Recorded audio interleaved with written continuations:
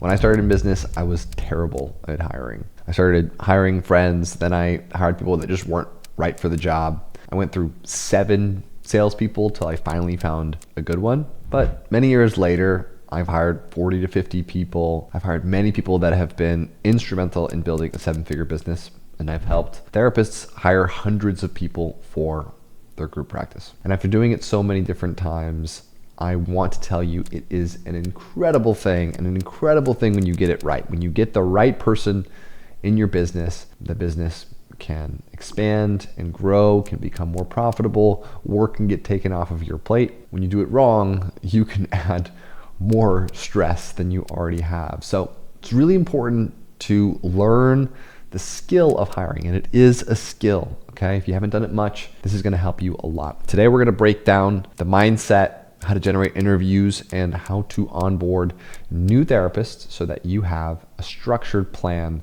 to grow your group practice. This is the same frameworks that I'm giving to my private clients in our mastermind. Missing a couple of details, of course, but you're gonna get a ton today. So let's go into it. So we call this a hiring masterclass. It's something that I teach to a ton of group practice owners when I first start working with them, because often they come in, they tell me, I've tried to hire before, it doesn't quite work. I've got a couple of clinicians, but I have a really tough time finding good people. So the first thing I always go through is the mindset, okay?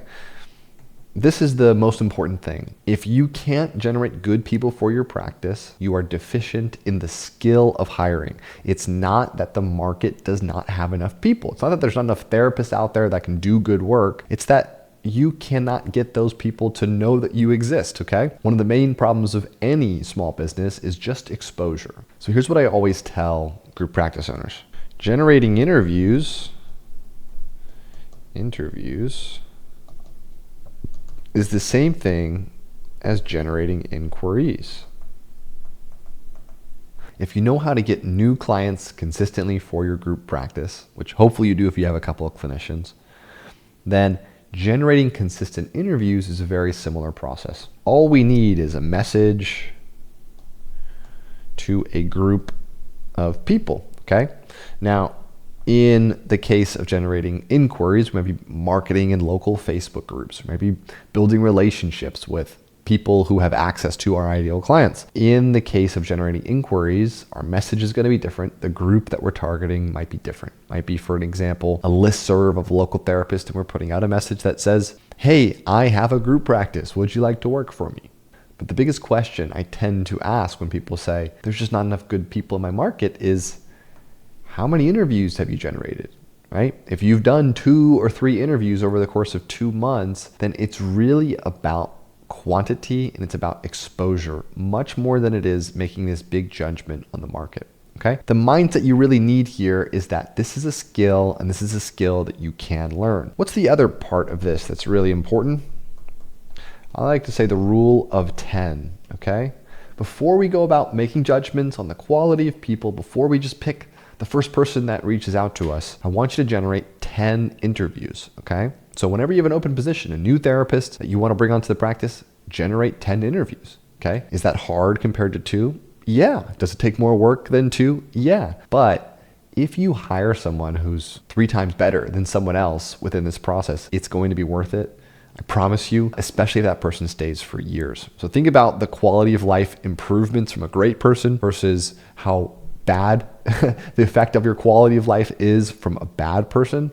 And think about that when you're generating more interviews, because the more people you talk to, the more likely you're going to find some really, really good people. Okay, so the last piece of this is that every company, every organization is basically the sum of its people, its processes, and its products. The people are what make up the company. And the quality of the people, if you did nothing else in your business but made it really, really good quality people that you bring in, will affect the direction of the company, direction of the practice, much more than anything else. Okay, so choose wisely, and you choose wisely by having options. Okay, next I'm going to talk about generating interviews.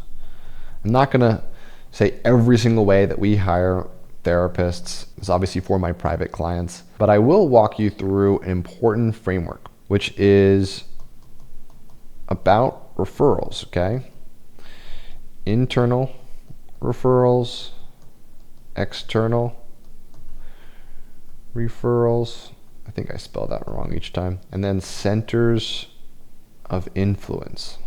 Okay, whenever we have a new role, the thing I want you to think about is I want every single person to know. Okay, this would be organic ways that we can generate interviews. What does that mean, right? If we want 100 people to know, 1,000 people to know. Well, if you already have 3 therapists, ask them, hey, do you know anyone else that might be interested in working for this practice? Hopefully they have a good experience, but let's say that they just graduated graduate school and they had 10 other people in their cohort. They might be like, oh yeah, I've got Alice, who I know is also looking for a new place to go to. She wants to go into private practice.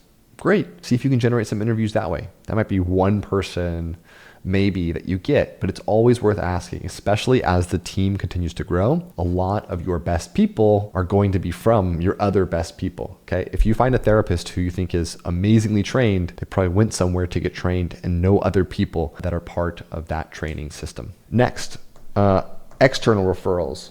This can be all of the colleagues in your network. When you're hiring a new person, go text 20, 30 therapists that you know and say, hey, I'm hiring for this position. Do you know anyone? They all probably know 10, 20, 30 therapists themselves and may know someone else who's talking to them about they don't love their current group practice, or they don't love their current agency and are looking for something new. So it's worth it to do that as well.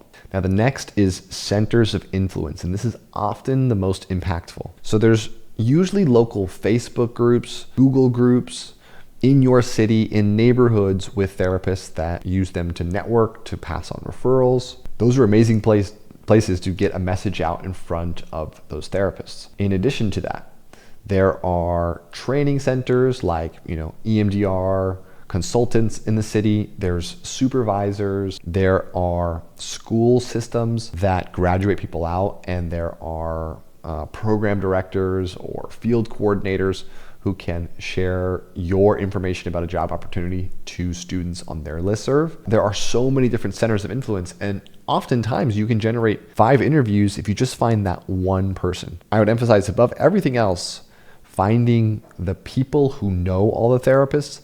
That really opens up the door. But even just this, I want you to do this every single time you hire someone. Ask every single therapist, ask every single colleague that you know, go find a bunch of different centers of influences and ask them if they'll share on a message about a hiring post. What's that look like? That might be contacting 50 people each time that you hire, people who have a network or are willing to share your message to 100 therapists, hundreds, right? A Facebook group might have 500 therapists in it. The point of this is that this is a lot of volume of activity, but the likelihood that you're going to generate 10 interviews is way higher than if you post it on your local Facebook page and you've got 100 followers. Okay, so do this. And in addition, you can do paid. Okay, there's different ways to do this. You can do Facebook ads, but LinkedIn ads, Indeed ads, we also see can work quite well. So you can layer on all of these together to be able to hire people. And then you just want to put a quality job description together. The basics I'll say to that, to a job description or a message, are that you want it to be values and benefits focused. You also want to keep it brief or short. The point of a message out to a Facebook group or on Indeed or whatever else is to get people to sign up for an interview. It's not to convince them to take the job. So a lot of times what gets people interested is opportunities for growth, flexibility, private practice environment. If you have a beautiful space, if you provide training to people, emphasize a lot of these things. You don't always have to talk about compensation. Number one, therapists tend not to be money motivated, so sometimes that's not something you have to do. But also, you want to attract people that want to be there because of the environment and the growth opportunities more so than money, and you want to pay well, right? But that's going to be the basics that I would say for a job description. So with all of that, again, the biggest principle is do a lot, let a lot of people know, generate a lot of interviews, and that will change everything for your feeling about the quality of people out there. Okay, the last piece of this that I'm going to talk to today is interviews. The biggest thing I say to this is to just have a consistent process. You may just be winging it whenever you have to hire someone and just kind of talking to them, and you found some questions you should ask from a YouTube video and you use that. But I would really recommend dialing in a strong process. What I recommend to our clients is a 2-call process, where call 1 is simple. We're trying to connect with them and connect on basic questions, basic but important questions. This is a bit of a screening interview for the second interview, which would be longer. This one might only be 15 minutes. But what am I going to ask? I'm going to ask, why did you apply for this role? What are your expectations for this role? I'm going to say, these are my expectations for the role. This is why I'm hiring someone, right? Giving them the very basic information. I also want to open it up for questions that they have at the end. But the point of this is not necessarily to make the decision on, should I hire this person? Is to say, can I connect with this person enough that I can have a second interview with them? If they're not good at communicating with you on the interview, now they might be nervous, but if they're really just not good at that, they might not be very good in the therapy room, right? You should have people that are personable, that can connect one-to-one. And if you don't find that in the first call, you might want to screen them out of the second call, okay? Second call, call 2, we might call this a more in-depth interview skills assessment.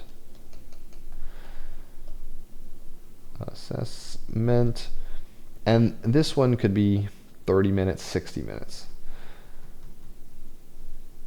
Simply what you can do here is you can actually test a little bit more about what are their clinical leanings, how they do in different situations. You can ask some more logistical questions to make sure this is going to be something that works for them. You know, ask the question, where do you want to be in 5 years, or where do you see for your future? If they're like, I'm just trying to get into private practice as quick as possible out on my own, that might not be someone you want to hire for your group practice if they're going to get a bunch of clients then leave, okay?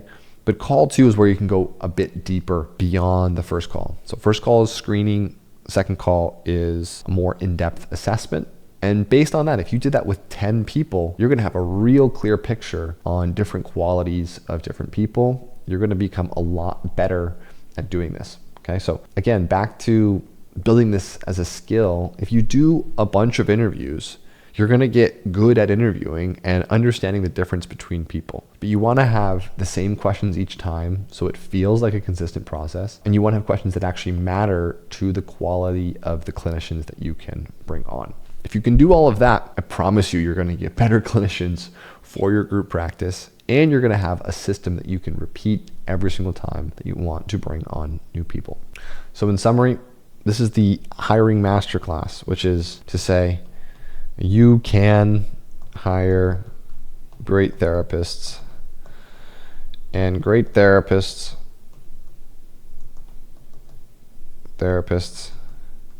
equal a great group practice. Okay, it's a skill you can learn, and just following the basic principles in this video, you can do really well. So if you like this, there's a whole lot more in the full step-by-step plan to building a 7-figure practice. That's linked in the bio too, so you can check that out.